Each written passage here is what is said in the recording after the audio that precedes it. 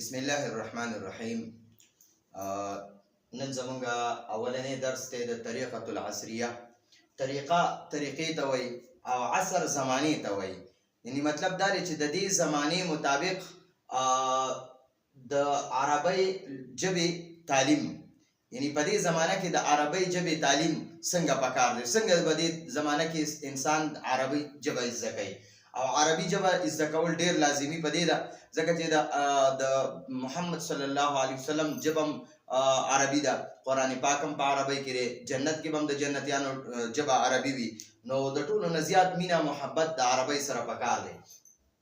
نن به پکې مونږ وایو الدرس الاول، اولنی درس.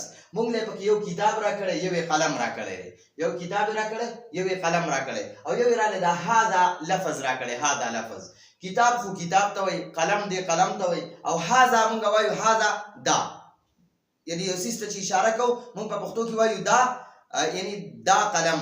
نو عربی کې وایي هاذا قلم، مونږ وایو دا قلم، په عربی کې وایي هاذا قلم. ٹھیک شو؟ نو مونږ له اوس راکړی دي وایي چې یاره تاسو دا هاذا نه دی، هاذا دا د قلم سره هم ولګوئ، د کتاب سره هم ولګوئ، د قلم سره هم ولګوئ، ورق سره هم ولګوئ. ٹھیک شو؟ نو مونږ به اوس دا هاذا د ټولو څیزونو سره لګو. کوم اسمونه چې راکړي دي، هاذا معنا ده دا، او کتاب معنا ده کتاب دی. نو دا اصل کې دی کتابون، خو عرب چې دی هغه د دې کتابون نه پس چې بل څه نه وي نو دا بیا ساکن وایي. هاذا کتاب راکړه کتاب معنا. نو هاذا کتاب مطلب دا دی چې ګورئ داسې وایي هاذا دا لفظ دی، او کتاب نو دی کتاب ته اشاره کوي وایي هاذا کتاب، دا کتاب دی، هاذا کتاب، دا کتاب دی، هاذا کتاب، دا کتاب دی. نو هاذا کتاب، نو مونږ ورته اشاره کوو هاذا، مونږ وایو دا. نو دا لپاره مونږ په عربی کې هاذا استعمالو، هاذا او کتاب هم لاس کې دی، کتاب دی، کتاب ته اشاره کوو هاذا کتاب، دا کتاب دی. اوس دغه شان ګورئ ورپسې دویم دی قلم. نو هاذا د اشاره کومه، هاذا قلم، دا قلم دی.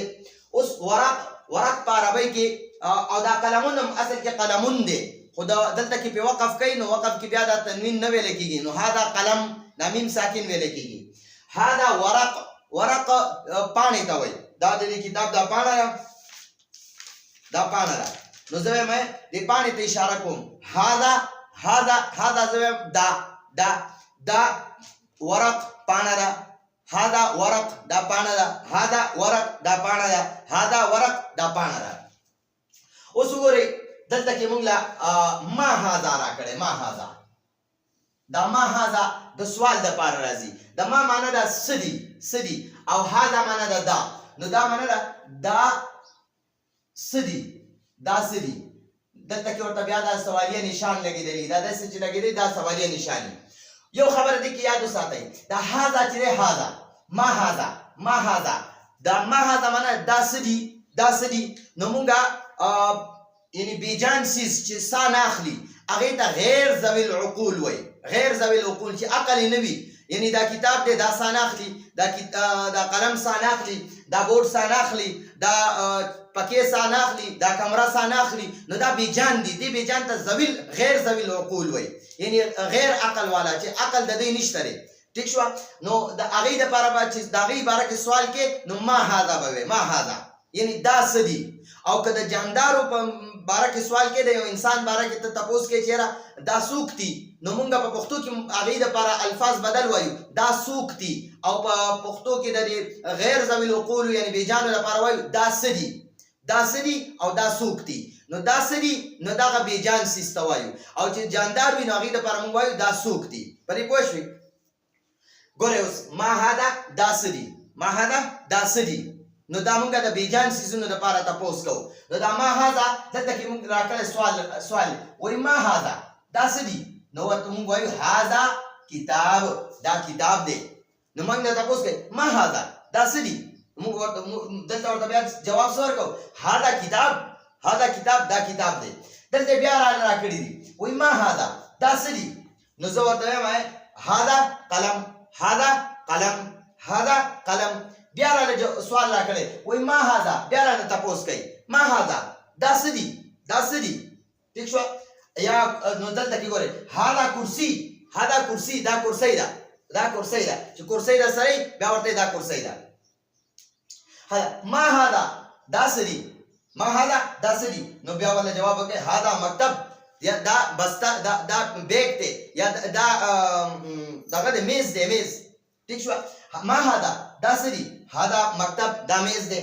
ما هذا دا څه دي، هذا باب، باب دروازې ته وایي. نو ما هذا دا څه دي، هذا شباک، شباک کړکۍ ته وایي.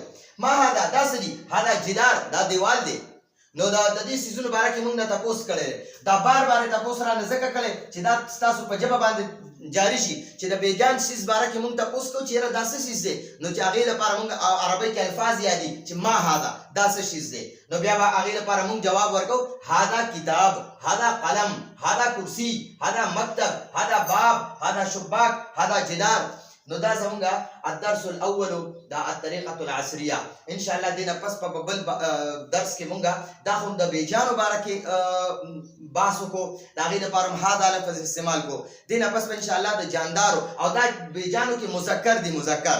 نو دینه پس په ان شاء الله په جاندارو کې د مذکر باره کې مونږ تپوس کوو، د هغې باره کې به مونږ ورته به ښایو چې یاره دا پلانې دی او بیا برانه تپوس کوي دا څوک دي، مونږ ورته وایو دا طالب علم دی یا دا استاد دی یا دا شاګرد دی. دا خبرې به ورته انشاءالله کوو. نو راتلونکي درس پورې اجازه غواړو.